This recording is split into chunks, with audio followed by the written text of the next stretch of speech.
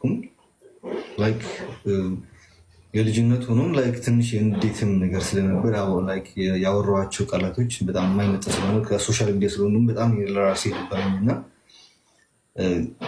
ማለት እኔም ተሳስቼ ሰድቢያት ከሆነ ወይ ያልገባኝ ብዬ ሰድቢያት ከሆነም ይቅርታ ልላት ትፈልጋለሁ። ግን አካውንቱ መጀመሪያ ቪዲዮን ማየት ትፈልጋለሁ። ይቅርታ ላለት ኦኬ። ከዛ ግን ይሄ ቪዲዮ አለ ይሄ እየሰደብካት ወይ አልነበረም ከተባለ ደግሞ በራሴ አካውንት ቪዲዮ ሰርቼ ይቅርታ ብዬ ለህዝቡ ጠይቃለሁ። ይቅርታ ለእሷም ይቅርታ ጠይቃለሁ። ለማንም ሶሻል ሚዲያ ላይ ያለው ለማንም እኩዮቻችን ለራሱ ሶሻል ሚዲያ ላይ የምንጣለው ለራሱ ይቅር እንባባለን። አጥፍቻለሁ፣ በድያለሁ፣ ይቅር በለኝ፣ ይቅር በኝ እንባባለን። አይደለም እሷ እናት ነች። ምንም ቢሆን ምንም ከማንም በላይ እናት ነች። ኢቭን የሆነ ጥል ላይ ሲመጣ የሆነ ያለ መቀራረብ ነገር እንትን ሲመጣ ለራሱ ስታፕ ሺዚሩማም እናትሽ ነች ምናምን ነው የምለው። ሁል ጊዜ እናት ነች፣ መጨረሻ ላይ መደበቂያ እናት ነች። እና እኔም ለራሱ እንደዛ ነው የሚል ነው ሰው።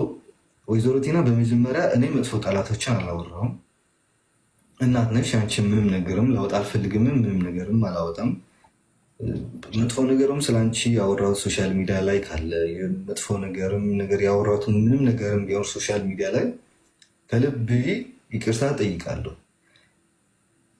አይኑ ትንሽ መሳሳብ ያጋጥማል። አንዳንድ ነገሮችን ሰዎች የማይጠቅሙ ለራሳቸው ያልሆኑ ሰዎች ላይ አንተን ህይወት ላይ ከገቡ አይደለም የራሳቸውን ህይወት ላይ ሊኖሩ ያልቻሉ የኔን ህይወትን ያስተካክላሉ ብለን ማሰብ ለራሱ አንድ ፎልት ነው።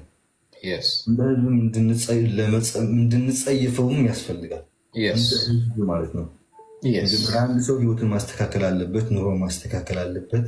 እርቅ ላይ የሚውል ከሆነ ለራሱ በውስጥ ቢያስተራርቅ ከማንም በላይ ክብርም ይኖርሃል የሚቀጥለው ማለት ነው። እና ወይዘሮ ቲና ከመላው ቤተሰብሽ ከመላው ልጆችሽ